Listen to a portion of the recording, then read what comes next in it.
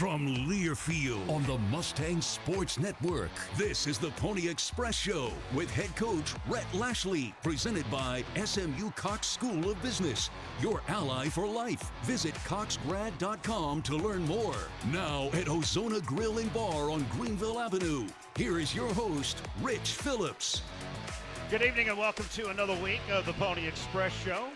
Thanks everybody here with us tonight at Ozona Grill and Bar, as well as those of you joining us here on the SMU Mustangs Facebook page. We do it every Wednesday night, 7 o'clock here at Ozona Grill and Bar, so don't be afraid to come out and join us Wednesday nights here for the show. We'll have the head coach of the Mustangs coming up momentarily, but first off, our guest this week is SMU Chief of Staff, Offensive Coordinator, and tight ends coach, Casey Woods. How are you? Man, doing great. Awesome crowd, man. Good to be here. Got my wife, my son Sawyer, and Adeline's here. Got my East Side men's group over here, man, helping us out. All right. Very Great nice. crowd. Excited to be here. You're filling the house for us tonight, man. The big star here tonight is Casey joining us. Well, unfortunately, you had the worst news of the week for position coaches that came out this week, obviously. Loss of R.J. Maryland for the rest of the season with a knee injury. Had to be tough. You know, I hate that for R.J. It's anytime a kid, football is a violent sport, and these sort of things happen. It's week 8. We're kind of banged up a little bit.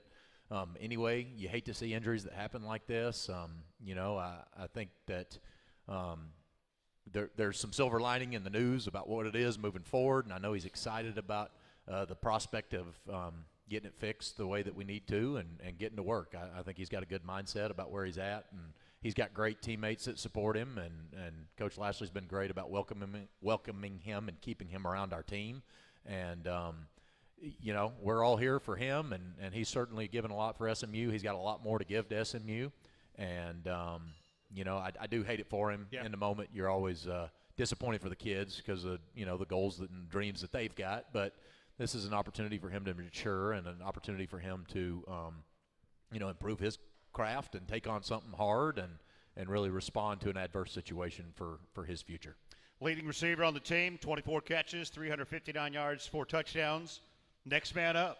Where do we go here next? Yeah, that's all we can do, and I think that we've displayed pretty good job of that this year as a staff. I think that we've had some early injury in our running back room. We were able to maneuver that around, right? Had to move a receiver back there to running back. During that time, that allowed RJ to play a little bit more wide receiver, So I think that we've been creative with our personnel. We've got really unselfish kids on our team that just, want to help us win. And, we move the ball well. I think that we've got a type of player that exists, and we got, when you got 5 or 6 of those guys that can be hybrid players on your team, then you can do that, and Coach Lashley's always been really great at you call plays to players, you don't call plays to plays.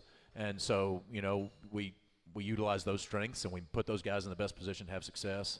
And we got a lot of great space players, so we're going to continue to do that. Matt Hibner, obviously going to be one of those options called on a little bit more. Does the tight end position take a little bit of a different look, maybe a little more blocking, or do you try to still work everything just the same? I don't think so. I think Matt's a guy that we would count on being a starter in this offense, and we would, if R.J. Maryland were not here at all, Matt Hibner is a great starter in this league. I think he's a future NFL player, and so it'll be great to give him an opportunity to flourish within the entirety of the offense. I think that R.J. having the magnitude and attention that he had on him probably it'll be fun to watch Matt flourish within the offense on that, and so I think that we got great support behind him. Stone Eby's a kind of a gritty player that's played a number of different positions since he's been on our team. He's there to contribute to what we're doing. We got young guys in Trip Reardon and Adam Moore that are continuing to vie for time. I know Adam's been beat up a little bit, and so, but we are, like you said, we got to move forward with this offense, and we're not going to change who we are, and we're not going to change the purpose of what it is that we do and how we try to gain yards and score points. And so I'm really excited for this new opportunity and to watch Matt interact with that group. Saturday night, got to 6-1, 3-0 in the league with a 40-10 win at Stanford, and it's the second 500-yard game of the season for the offense. And I was amazed when I was looking at it. 501 yards on 65 plays. That's only 7.7 yards per play. That is efficiency right there. We had some explosives. Anytime, when after play one, you're averaging 87 yards a play. That'll help. It can only go down from there. So we had a good night. Our kids were excited to play. I mean, it was 21-0 before the national anthem was over. So, I mean, we got after it, and that was fun early. I know it got sloppy for us there later in the game. Sometimes when there's some frustrations. There's a lot of teachable moments there, and I'm glad that it didn't come at a cost of a loss. So you got a chance where you had 500 yards, you had 40 points, you went 2 time zones away to a conference game and won by 4 scores and 5 scores, I guess, right? And then had an opportunity to really come back and say, man, here's a teachable. We could be critical of some of the approaches that we took there in the second half and some of the penalties and just making sure that we take care of that and really could address that and clean that up during the course of the week, and our kids really responded well to that. I thought we had great practices Tuesday and Wednesday, and I know our guys are looking forward to a great opponent this weekend. Given the fact too that you've got such a veteran group, they probably knew a lot of that afterwards too, didn't they? That there was a lot of stuff they did that need to clean it up. Yeah, you could see that, and that is the beauty of what we got here. They know when they perform well, and they know when they need to clean up, and they're eager for coaching. This is a very coachable squad. They support and coach each other, and I think Coach has done a great job of establishing a culture where that's really important to people, and it's important to our players, and our leadership on our team right now is really receptive.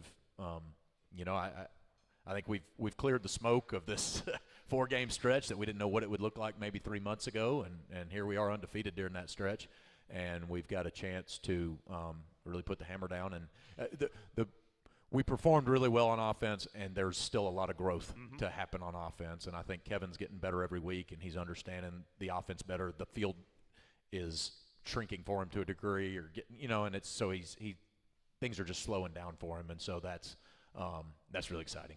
Yeah, well, in conference games, Kevin Jennings is first in the league in passer efficiency rating.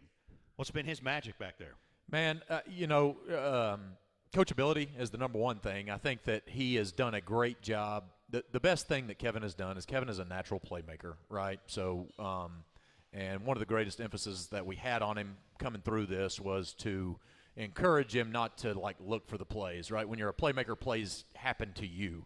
And so if you'll play within the framework of the system, right, and the best understanding that he didn't take the field thinking, I've got to go win the game. He took the field thinking, I've got to protect the ball, I can't take sacks, I got to distribute it to our playmakers. He's done a phenomenal job of all 3 of those things, and it's got our offense clicking at a pretty high level right now. Yeah, it's not all about numbers at quarterback. He's got a lot of other things he's got to do. You got to manage the team, you got to lead the huddle, he's got to react right to situations.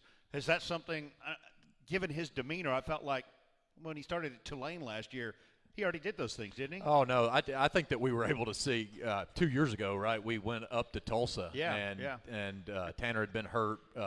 Preston gets hurt during the game, and Kevin's got to come in and win the game. There was a game later in the year we played Memphis here at home, and Tanner got hurt, and he led a 92-yard touchdown drive right before the half that ended up being one of the defining wins of our time here. And he's showed that kind of grit and that kind of courage and that kind of ability. He really steps into the huddle and kind of everything just settles down, right? I think everybody believes in him, and he brings a calm demeanor to everything going on, and that's not innate in every quarterback, but it's innate in every great one. I think there's some perception that this is probably a pass-happy offense. And y'all run for 200 yards a game. Yeah, I would hope that if they're perceiving that, then I think that we are. I think we're top in the league in rushing, and I think that we've got we did a great job this year of setting our jaw on being a physical football team, and we were last year. Certainly, is why we were able to win a championship and the number of games that we were. But we knew we responded to that and really did a great job of preparing our team from a physicality standpoint, and they responded to that. And so we're still, at a place where they know and believe that we can and will run the football, and then that opens up the rest of our offense the way we want to. Hey, boy, Brashard Smith, I've been so impressed with him. Of course, he's converted, too, from playing mostly wide receiver to being full-time running back. How has he picked up all the different nuances of the running back spot? Well, you know what? He's really a puppy to the position, right? I mean, he hadn't played running back since grade school, so he'd spent his entire career playing receiver. We went to Miami, played receiver. You know, he finally got up here. We put him in a running back situation. You know, there's a little bit of a crowded backfield during spring practice, and then all of a sudden we get into fall camp, and things were starting to make sense to him, and you know, even the things that were he didn't have a number of banked reps at pass protection, and he didn't have a number of banked reps of finding the A-gap on power, and he did, you know, just things that you take for granted, I think, when you get a guy that's that old. And so watching him develop an approach and start to see those things and the things slow down for him, and obviously he's got dynamics that are unlike anyone on our team, which certainly his learning curve is a little bit probably faster than most, but it's been fun to watch him develop, and he's been obviously an enormous spark to our team. You talk about the playing as a physical team, and it obviously starts up front. You guys have settled in now here. I think the last 3 have been the same 5 starters up front. We see a few rotations there. How pleased are you with where the offensive line has grown this season to this point? I think Aaron Jess has done a fabulous job of that. You know, we said in fall camp that we got this wild horse Mustang of an offensive line. We didn't know exactly what it would look like. We knew that we were the most athletic that we had been, and probably the most talented that we've been since we've been here, but we were also the least experienced that we had been since we've been here. And, you know, just finding a way to get that thing to gel and put a center in position that could control everything we needed to. And, you know, we had lost a tackle during fall camp that kind of came back and got in the mix for us. And so it did. It took 3 or 4 weeks to iron out exactly what that needed to look like. And I still think it's wilder than we'd probably like it to be, but I think we got a bit in its mouth, and we're at least we got a little bit more control on it right now. And when it's humming at a high level, it's humming at a high level, and I think that we can compete with certainly anybody in this league and potentially anybody that we got a chance to play in the future. Well, this Saturday night, playing at Duke, plays a good defense we're seeing here. Obviously, their head coach, that's his bread and butter. Only 17 points per game they allow. I believe they're 6th in the nation against the pass. Oh, yeah. No, they're top 10 in that. They're top 10 in turnovers. They're top 10 in TFLs. They're top 10 in sacks. They're top 10 in forced fumbles. I mean, they are a really, really good defense. They've got, I think, 14 of their 19 listed guys that we've got are 5th or 6th year guys that are playing for them. So they're experienced. They believe. They're well coached. They're sound. They're smart, and they believe that they're good. And they are, and so it'll be an enormous challenge for us to go on the road and have an opportunity to do that again. And so really excited. Coach Diaz and his defensive coordinator and their defensive staff has done a fabulous job. And so I know that they won a huge rivalry game and they beat Florida State for the first time in school history. So they got a lot of momentum too right now. Well, Rhett knows all of Manny's tricks, so it's easy, right? Hey, man, well, it's never easy. He knows all our tricks too. So probably does, doesn't he? That's right. Does. Well, certainly looking forward to it Saturday night at Duke. Casey, appreciate you joining us here this evening. Thanks a lot. Man, absolutely. SMU Thank you Offensive so Coordinator much. Casey Woods joining us here tonight. It is the Pony Express Show with Rhett Lashley. We do it here on Wednesday night, 7 o'clock at Ozona Grill and Bar. And we will talk to the head coach coming up next.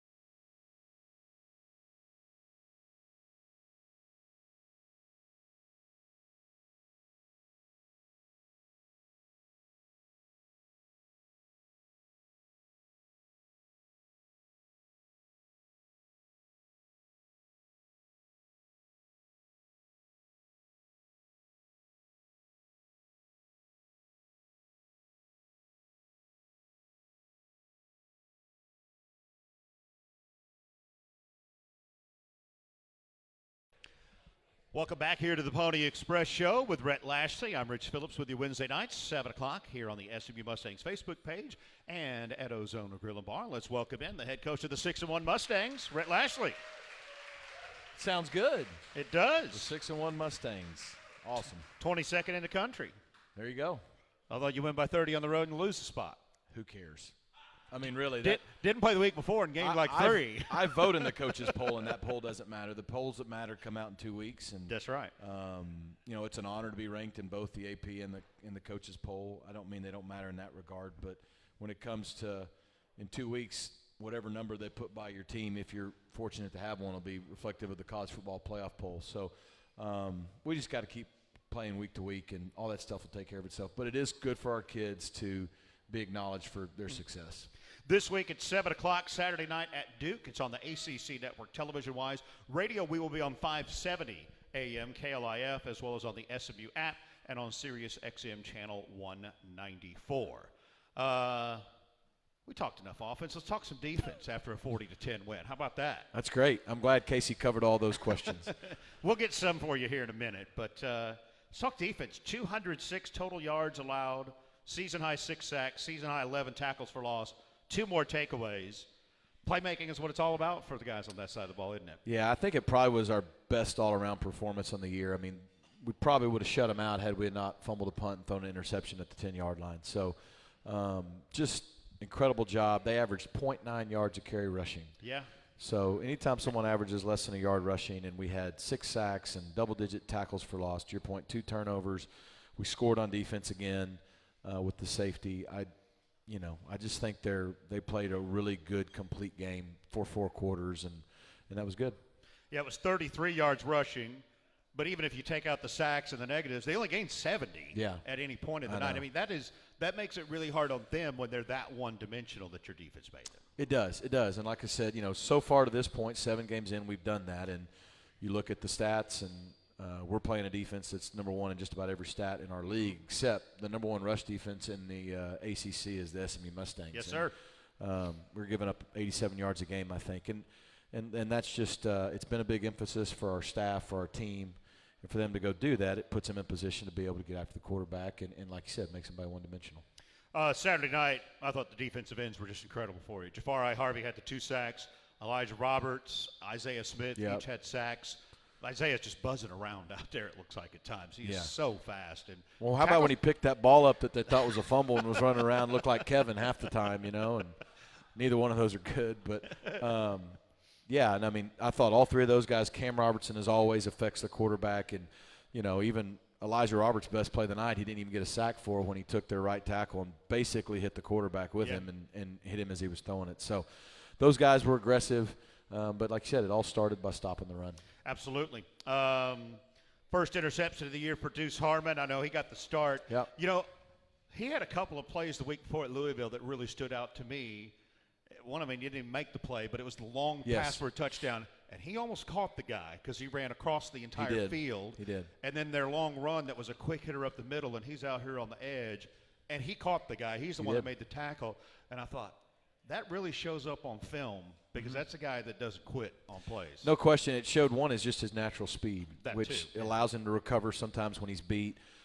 His effort on both those plays, he got the guy on the ground. I think they ended up scoring, but like sometimes that's the difference in 3 points, no points, 7, and those things matter. But I think him and Smoke have gotten better and better over the last 2 or 3 weeks at playing through the ball, not the man, not panicking down the field. I think Crossley's been a steady guy with a lot of experience, even though not as much at corner. So those 3 guys have settled in and played better the last few weeks. Isaiah Wachovia had an interception for the 2nd consecutive game, 5 more tackles. Is he the tone setter for your physical play? I mean, he really brings it seems like. I think all 11 guys on the field are like, I don't think our defensive staff lets you on the field if you're not willing to hit, which is awesome. Look, Zay has been as consistent as anyone, and he's as beat up as anyone. And, all he does is get as healthy as he can throughout the week and show up on Saturdays and, like you said, make violent hits and be physical and then get rewarded with making interceptions. So he's been as consistent as anyone back there. We're kind of in the same spot we were a year ago. Kobe Wilson leads you in tackles, and he ranks all of 25th in the conference in tackles per game. But your top 7 tacklers are your 3 linebackers and your 4 safeties. Yeah. There's no mystery as to how you guys are getting it done, obviously. Yeah, I mean, I think it does still all start up front, because when those guys can keep our linebackers clean, they can make tackles. And sometimes you don't want all your safeties to be your leading tackles, but the way our defense works, 2 of our safeties that are on the field at all times are playing hybrid linebacker positions, the way we drop Isaiah down and then the way CJ plays to the field. And so, and then we rotate those guys. Like, they all play all 3 positions. So, the corners do their job. The D-line gets to get after the quarterback and keep those guys clean to make the plays. And we're doing a really good job of tackling in space. The quarterback change they made late in the first quarter obviously affected their running game, because they took their leading rusher off the field and had to be a completely different game plan they had in for him, and thus a completely different game plan for your defense. It was. I mean, and, the young man they brought in is a true freshman that they think's got a lot of promise. But and I thought he did pretty good for being a freshman, to be honest with you, in that kind of an environment. But, yeah, I mean, look, the first couple drives we did a nice job. You saw the 1 4th down, Daniel scrambled and got it. That's the problem someone like that poses, just like Kevin does for other people. And so, yeah, when he left, that changed things probably a little bit in terms of the run game, and probably allowed our guys to be a little more aggressive, because when you rush a guy who can make plays like Daniels can, you can't rush past him. Yeah. You got to kind of try to push the pocket into him, and that changed a little bit for us. It's now 80, I think you mentioned it, 87 yards a game rushing. That's 7th in the nation. Only 3 opponents have rushed for more than 65. That's good. That's real Let's good. keep doing that. That's real good. Let's keep doing that. And then 2nd in defensive touchdowns, 3rd in turnovers gained, and I think one of the biggest things that gets overlooked, you guys get off the field, 31% conversion on 3rd down for your opponents. That's turning it up at the right time. Well, for defense. Obviously we had a couple of short drives. We had a 1-play drive, and then after a turnover, a 2-play drive. But, like, we talked about last week that, average game you get 12 possessions a game. Sometimes when we're playing with our tempo, 13, 14. They had held a couple opponents to 8 in a game. We had 8 or 9 in the first half. And, that has to do with offense, scoring, whatnot. That's our defense getting off the field. Right. When the defense stops them, gets off the field, we get the ball back. Didn't allow them to keep the ball and play the ball control style of game they like to play, and that was huge. You're good on 3rd down, too, and you're good on 1st down, and I thought 1st down was one of the best downs the other day. They couldn't ever get to the edge when they tried to run on 1st down. So a fun day for the defense. We're going to talk offense, though, here in just a moment. I want to remind you the Mustangs will actually, believe it or not, we're going to play a home game. Do you know we're going to do that next week? Not till November, though. Next week, next Saturday. We don't know when yet. The whole league got put in a 6-day window. So next Saturday, though, it's Pitt coming to Ford Stadium. Radio and TV are both to be determined, too. We should know all this by Sunday. By the way, you know when Pitt was last 6-0? I don't. 1982. Oh, boy. Dan Marino was Here we quarterback, go. and their season ended in a 7-3 loss to SMU in the Cotton Bowl. There you go. On the coldest day in SMU football history. Was it really the coldest? Yeah. You're not just saying that. It really was the it was coldest? like 23 degrees. So we haven't had colder than 23? I think we matched it. In Dallas, though, that's pretty cold. Right. I think we matched it against UCF in 2013. Okay. I hope I'm not here when we break that record. Let's Let's wait like 40 years to break that record. This Saturday, though, 7 o'clock at Duke. It's on the ACC Network, 570 KLIF. Don't forget we have the Pony Up pregame show 2 hours before kick at 5 o'clock right here on the SMU Mustangs Facebook page. All right, let's talk a little bit of offense for you guys. And you always want the football first, except at Nevada. Yeah, And just got to throw off the tendencies. the week you proclaimed you always wanted it first, yes. In the last 4 games with the football first, TCU 11 plays field goal, Florida State 11 plays touchdown, Louisville 8 plays touchdown, and then 87 on 1 play last week against Stanford. How does that change the game when you guys come out and throw the first punch like that? Yeah, I mean, I think especially on the road, but anywhere, I mean, you want to start fast. And you want to start strong, stay strong, finish strong is what we talk about with our team. It gets your offense off to a good start and settles the quarterback down and everybody and as a staff. But it helps your whole team. I mean, the defense's energy is raised. And, look, there's a lot of stats out there. That's an awesome job to have a stat book and, like, well, this stat tells you this and this stat. A lot of those stats contradict each other at some point, just so everybody knows. That's why we pick and choose which stats we use, just correct. So you know. 73% of statistics are made up on the spot. It's what Casey told me once. Just like that one. But I'm a firm believer in, the stat that does say you win more than half of the time when you score first, a touchdown. And so when you take the ball first, you get a chance to start fast. And like I've said before, I think if you're supposed to win the game, you want to start fast and not give them a lot of hope. And if you're not supposed to win the game, you want to start fast to give yourself some momentum. And then also what people don't – maybe gets overlooked, it doesn't always matter like it did at the end of the night, but when you win the toss and take the ball, okay, or they defer, which means you take the ball and they've got to decide to take the ball in the second half, you get to pick the win in the third and fourth quarter as well. So we get to start the game first, and then I get to take the win in the fourth quarter. And that's worked for us the last few weeks. Yeah, sure has. On that first play, little play fake, boy, the safety bit really hard on it, and that's why a 10-yard slant goes 87. Is that great play fake execution? Is that you guys run for 200 yards a game and they're geared up for the run? It was a little of both. I mean, our staff did a really good job of finding a formation. It was a unique formation that we're not in a lot, but they kind of had a very predictable defensive call for that formation. And so knowing that if we did our RPO and had a run action with just a bubble slant to the field, it was going to be 2-on-2. And I think our staff was like, hey, if we hit him in stride, he can score. If the throw is good in front, like he doesn't have to slow down or catch it on his back hip, and he catches it clean with his feet on the ground, like, he's probably going to score. Now, you got to, on the first throw of the game, throw it in front, and then Moochie snagged it great, and he scored. Yeah. I like the defense on that first play. I'm on my heels. I'm not ready for 87 on the first play. But good. Let's go ahead and do it again. I'd say dial that up Saturday. Yeah, I mean, the only problem is to beat 87, we got to start on our 12, and I'd rather start a little further down the field than that. But I'm fine we'll try to score early. 75 is good enough. Okay. I'm fine with that. Take Deal. the touchback. So. Deal. Then I think did CJ partially block the punt on the next one? No, he didn't. We thought he did. Like, if the camera is the punter's foot, like, he was here. Boy, I don't know how he So missed it. instead of punting the ball through him, he punted it over there 14 yards. Yeah. So he caused him to shank it, and then somehow miraculously we didn't hit the punter, because if we did and didn't tip it, it wouldn't be good. You know, yes, fundamentally he should have had his hands down, but, I mean, if the guy punts it straight, he gets it. Right. So he did a good job of forcing either a block or good field position. Weren't able to capitalize there, but it flipped the field, obviously, with possession there, and got the ball back with a 93-yard touchdown drive capped by a 45-yarder to Keyshawn, then a 3-and-out on defense, 2 quick passes, 21-0, and that's all off a bye week. Yeah. Did you expect to be that crisp offensively off a bye week? Honestly, I mean, I didn't know what to expect, but my concern was that we were playing with a lot of momentum and playing good football, and you take 2 weeks off, how are we going to respond? You know, we needed it to be as physically fit for the coming weeks too, not just that game, as we can be, and let our guys get as healthy as possible. But no, I was really proud of how we started. We started really fast on offense. I thought we played a complete game on defense. You know, we obviously had our issues catching punts, but have full faith in Roderick. But then we hit a lull a little bit, which I think is human.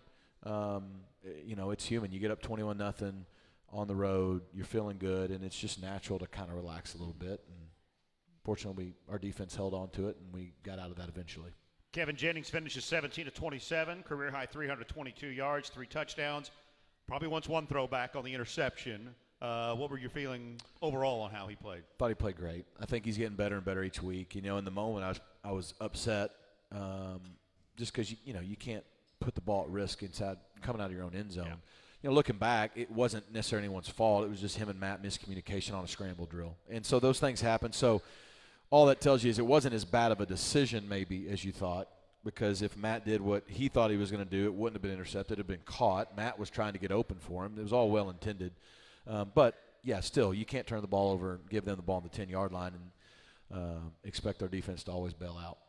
Brashard Smith runs for 67 yards all in the second half. What can you tell us about the first half and why he didn't play? Yeah, I mean, I thought he was really good in the second half. I thought LJ and Junior were awesome in the first half. I mean, it's nothing major at all. He's a great kid. You know, you could hide and say team rules. I mean, look, bottom line, he missed some meetings during the week and has missed a few classes, and that's not our standard. So he violated the team standard. We love him. He's not the first one that's happened to, and he won't be the last. And if you want to play, you got to show up on time, and it'll only help him and our team down the stretch. And I was proud of how he handled it and how he played in the second half. Yeah, you mentioned Roderick Daniels ran for 50 yards, a lot of that in the first half. L.J. Johnson, another 2 more touchdowns for Yeah. him and 9 carries for 45 yards for LJ. Really good to have LJ back. I mean, LJ goes downhill. He's really good on the goal line, short yardage situation, so he complements what Burchard and Roderick can do from their style of play really well, and we're going to need all those guys next few weeks. We talked about it with Casey, obviously, a huge downer, the news on R.J. Maryland this week. It's a legal play. It's a tough play. Yeah. You hate to see it happen. Everybody hates to see it happen. I do. It's legal. There's nothing dirty about it. By no means am I saying that, but I do think it needs to be looked at. Look, I love old school football. I think, I grew up watching Ronnie Lott and Steve Atwater do things that you can't even think about doing anymore, right? Without being ejected. Right away, so, yeah. But I think, and I totally understand there's a difference in a head injury and a knee injury. Do not get me wrong there. But if you ask any player, any skilled player, they'd rather you hit them high than low any day of the week. Because, it's just things like that happen, and you can't protect yourself below the waist. And so, there's a reason they changed the rule on quarterbacks is you can't go at their knees because they're defenseless as they're throwing the football. Well, no more defenseless than RJ was when he got his knees taken out. And so, like I said, it wasn't dirty. Our guys tackle that way. Everybody tackles that way. But I think there need to be something looked at. Otherwise, we're going to continue to have a lot of knee injuries when people go low like that. And here's what I'll say. They've cleaned it up. D linemen don't go low on quarterbacks anymore. They still sack them. Yep. You know what I mean? So I think it's something worth looking at because I just hate it for RJ. We're going to – obviously it's a hit for us, but I just hate it, like Casey said, for him more than anything. He's worked so hard, was really starting to play really well as we were growing our identity as an offense, and him and Kevin have a great connection. And next man has to step up, and they will. So 3-0 in the conference, 6-1 overall. We didn't even talk about this Saturday night, being bowl eligible. I mean, it's like I kind of felt like, well, I think we expected it, although there's still a lot to be said doing it in your first year moving up into the ACC. There is. And, we as coaches and our team, we have to keep giving y'all that same response because we have to stay in that mindset. We're 6-1 right now, and if we don't play it well down the stretch, all people are going to talk about is we didn't play well down the stretch. They're not going to talk about how great the beginning of the season was. And so our team, our staff has done a really good job of staying present and focusing on kind of the next week only.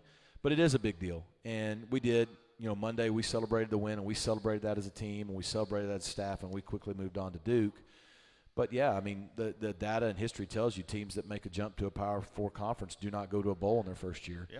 And 7 games in, we've already kind of checked that box. That's really cool. And it's just put us in position to play for something more. Yeah, only one of the Big 12 new teams went last year. UCF was the only one that did it. You're tied with Miami for second in the ACC. Clemson's 5-0. Pitt, who we see next week, is 2-0. They got Syracuse tomorrow night. And you mentioned the rankings that matter here in November. Yeah. How much are you thinking? How much, your players thinking about the possibility of where you could be in the playoff picture here with 12 teams in it now? They're not. I mean, you're human, and, a fan, you can think about it all week. Mm-hmm. We might daydream about it for 10 seconds, and then we turn on the film and see Duke's defense, and we don't think about it anymore. So, because if you get ahead of yourself, it won't matter. And so there's 17 teams in our league, and over half of them still have a chance to get to Charlotte. To your point, 4 of us are undefeated, I believe, in league play, and there's like another 4 with 1 loss, including Duke. And so there's a lot of ball to be played left, and all games are conference games down the stretch. For the fans, it is fun that we get to think about it, though, right? Well, it's cool that, again, in year one, we're sitting here the last weekend in October, and it's a part of the conversation. Yeah. Like I said, I think it's a tribute to our staff and our players, and they put themselves in this position. And so, you got to appreciate that. This is the Pony Express Show with Rhett Lashley. We do it Wednesday night, 7 o'clock here at Ozona Grill and Bar. And, again, it is Saturday night, 7 o'clock, that SMU plays at Duke this week. Time for our Ask the Coach segment. It is brought to you by the SMU Cox School of Business. Preview the SMU Cox School of Business MBA and specialized master's programs at our Fall Preview Day coming up this weekend, October 26th. Learn more about our top-rated programs, hear from current students, and tour the campus at our new facilities in the David B. Miller Business Quadrangle. Register at smu.edu/Cox/Pony Express. Kevin Knox over here. I haven't been in the new building yet. Phenomenal. Can't wait to see it. But not as a student.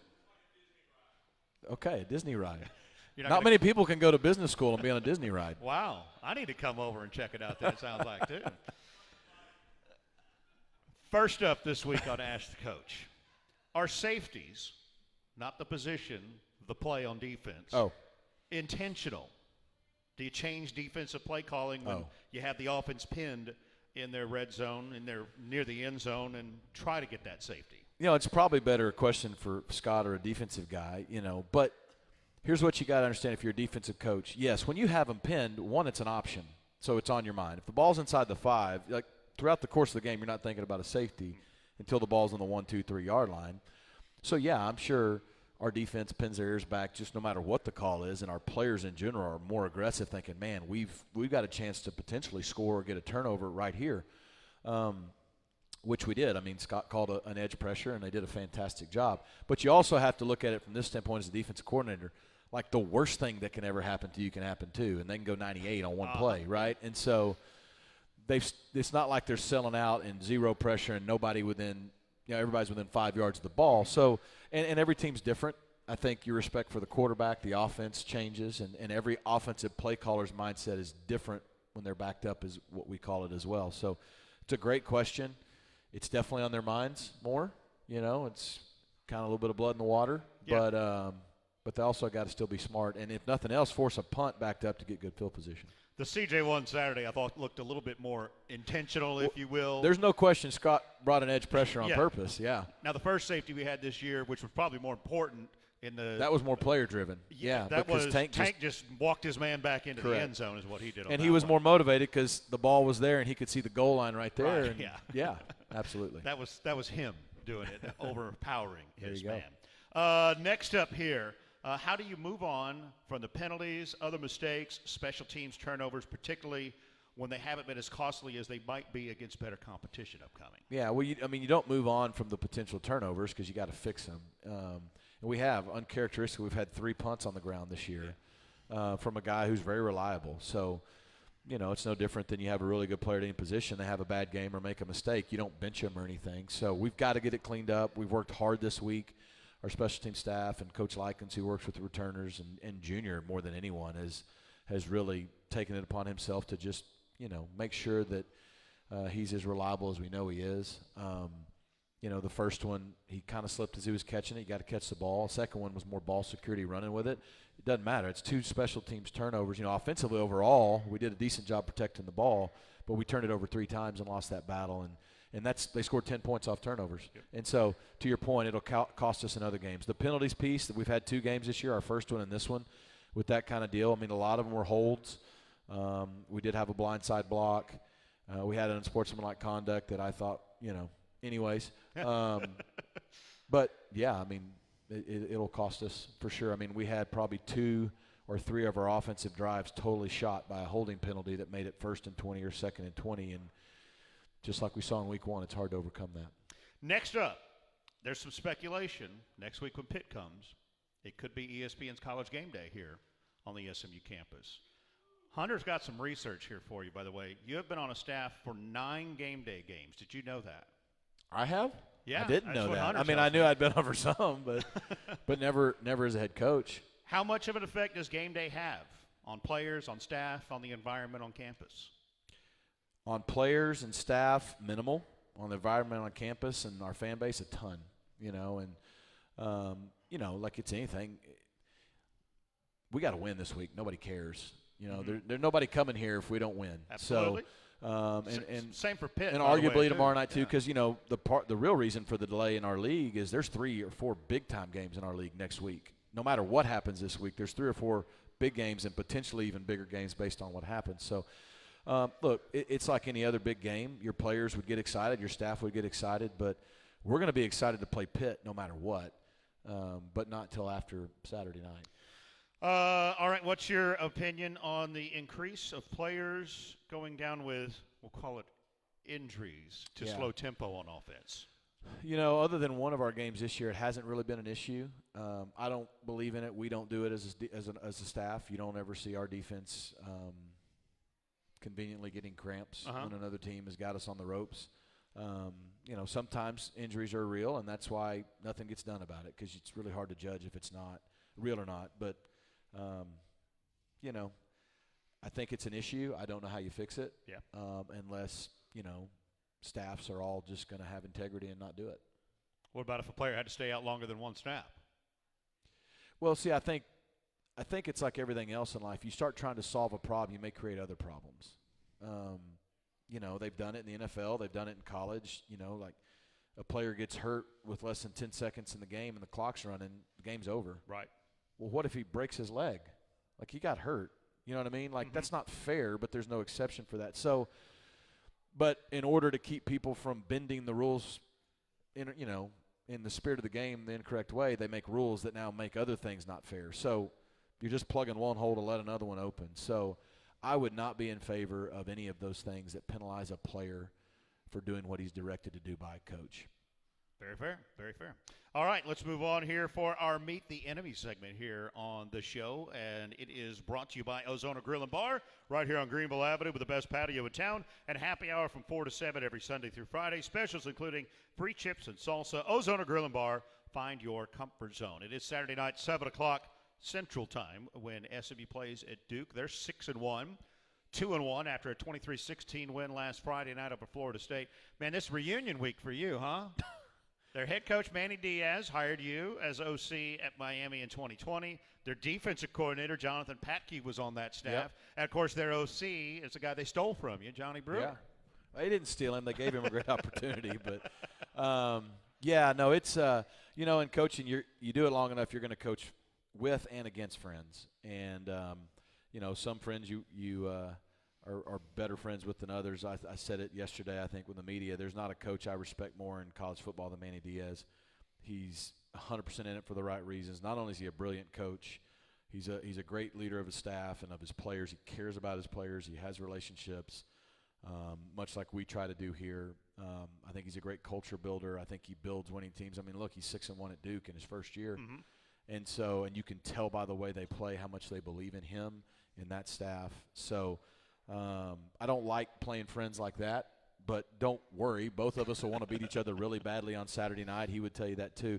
But to your point, Jonathan Patke, David Feely, the strength coach, was our strength coach at Miami. Those guys are awesome. Other guys on that side of the ball. And then, Johnny and even Gator, who was with us here as an analyst, is with Johnny there. And a guy I've known a long time, Cam Clark. So, really proud of Johnny. Like I said, we coached together for about 11 years. Yep. And we've been through a lot of really big wins and seasons and such together. So really excited for him to get the opportunity and for them to be successful like they are. Of course, Manny stole you away from us after the 2019 season. What was the connection there? I mean, y'all never worked together anywhere, right? We hadn't. The connection was really twofold. We have the same agents. That wasn't the main connection. We had coached against each other several times when I was at Auburn. Casey and I were at Auburn the first time in 2010. Manny was the DC at Mississippi State. We played him there the year we had Cam Newton. My boys were actually born the next day, so I remember that game a lot. Then Manny, he did go to Texas. Then he went back to La Tech. Well, we played him Auburn and La Tech when we were at Auburn. And then he went back to Mississippi State and we played again. So for a 4 or 5 year span, we were going against each other in the same league. And so you just run in circles and know each other. And he went down to Miami as the DC, did well, and needed an offensive coordinator. And, as a coach, you start looking for people that are being successful and either or know someone who knows them, because this business is so tough. You got to trust who's in that building with you. We had enough connections and knew enough of each other, and we were having enough offensive success. That's kind of how it all started. You mentioned, I believe it was 11 years you and Johnny Brewer coached together, 5 different stops. Yeah. How much of your offense is he running? Oh, there's some similarities, but they're 6-1, right? So they played 7 games. I don't know. He's coached 7 games. I've never seen his playbook. You know what I mean? Like, he's got his own, and that's what's cool. You get to go out and over the years experience a lot of things together, and you help each other grow, and then you get to go out and do your own thing. Much like when I left Gus, and there's a lot of things I still do to this day that I learned from Gus, and there's a lot of things I do we didn't learn from Gus, because you have your own personality. You learn, you grow, you develop. Your staff that's around you, they help you. And so to some degree, it'll look like us. They're also in their first year. We're in our 3rd year. So I think they're doing a great job of playing team football and playing to the strength of their roster right now. And I think as you see them go on, not only this year, maybe Saturday night, and definitely in the future, you'll see the offense probably start to grow into his personality, but also the tempo and all the other things that you've seen us do to some degree. Of course, Manny Diaz, a defensive coach, and we talked about it earlier. They're really good. They're 17th in points, 22nd. This is national rankings, 22nd in total yards, 6th against the pass, and they sound like they have a familiar recipe. 7th in sacks and 21st in turnovers gained and number 1 in tackles for loss. Playmaking on their defense obviously has been a huge key for them. Yeah, they call it havoc. The havoc rate is, tackles for loss, turnovers, sacks, and that's always been Manny's deal. Before Miami, when we were there at Miami, they're excellent at it. And it doesn't matter if he's at Duke or Penn State or Miami or Mississippi State. That's what his defenses are known for. And so, they have a great recipe for that. And look, those cover a lot of problems. Sure. Offense could be moving the ball, and all of a sudden you get a negative play, and it's 2nd and 13, and odds are you're going to get off the field. Mm-hmm. And then as good as they are on 3rd down, I think I saw 8 of 19 is what offenses are in 3rd and 1 to 2 against them. Wow. 8 of 19. That means 11 times they didn't get it. That's an incredible rate, and that's just 3rd and 1 to 2. The horror movie gets worse the further you go back, and so they're really, really good at coaching defensive football. And so I can say this, honestly, I think with very strong confidence, the 2 best defensive coaches I've ever worked with will be on that field Saturday night. Very nice. Offensively, they've got Malik Murphy, the quarterback transfer from Texas. They won't run with him, obviously, but, boy, he is a big guy in the backfield and throwing the ball pretty well, too. He's big. He's got a big arm. You hear people say NFL arm. That's an NFL arm. He'll hear it when it goes by if he throws it. And so, again, they like to take the deep shots. Again, some of the things that we like to do, and I think they've hit him more and more as the years goes on. Gets the ball out quickly. They don't take a lot of sacks. So, he's a former 5-star for a reason. They've got playmakers at all 3 levels on an offense. They got a quarterback and a running back and a big-time wideout, and that gives you a chance to be good and explosive. Yeah, Star Thomas, who I don't think was the guy they thought would be their number 1. They had an injury early in the year. 616 yards, 4 touchdowns. New Mexico State transfer. What's he do so well back there?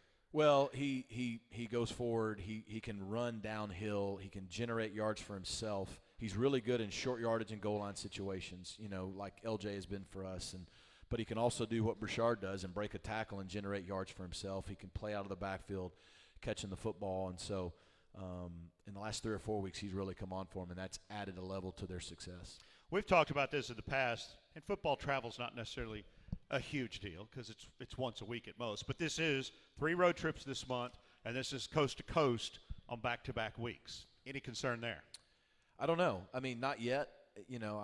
We've got the bulk of our physical work in this week, and tomorrow and Friday we got plenty to do. But we start getting physically recovered and ready to go, and usually get a good idea Friday how your team feels. I haven't noticed any issues, but we all went to bed at like 5:30 a.m. Sunday morning, and had to turn around shortly after lunch and get back to work on Sunday, and so then to fly all the way over there, play at the late game. May be good, may not. I don't know. I've never done the West Coast, East Coast deal. So I think when the game starts, it won't matter. I hope not.